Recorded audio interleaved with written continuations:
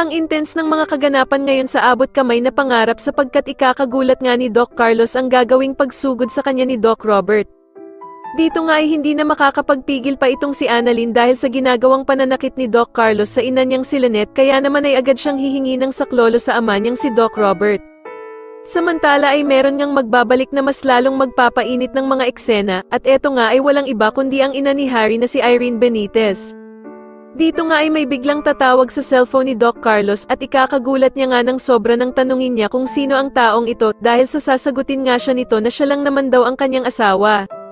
Sa kabilang banda naman ay maaktuhan nga ni Annalyn ang pananakit na ginagawa ni Doc Carlos sa kanyang ina dahil sa mahuhuli niya nga ito na sasampalin na sana niya si Lynette.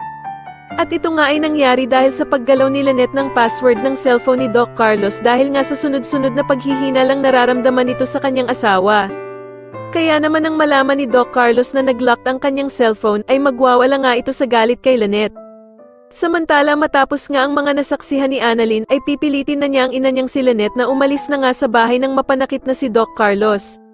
Subalit mapapaisip naman si Lynette na mas mabuting manatili pa nga siya kay Doc Carlos upang malaman niya ang mga sikretong itinatago ng asawa niya tungkol kila Moira at Zoe. Sa kabilang banda naman ay ipaparanas na nga ni Madam Lotus ang pinakamasakit na karmang mararamdaman ni Moira dahil sa tatatakan niya nga ito ng nagbabagang bakal.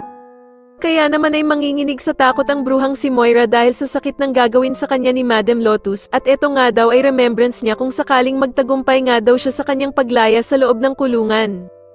Sa tingin niyo dapat nga bang maging kakampi ni Lynette ang bagong tauhan na ito na si Irene Benitez? Mas lalo na nga talagang nagiging exciting ang mga susunod na kaganapan kaya naman ay mas lalo pa nating abangan ang mas lalong gumigandang abot kamay na pangarap. Maraming salamat po sa inyong panonood at sana po ay masubscribe niyo ako. Maraming salamat po.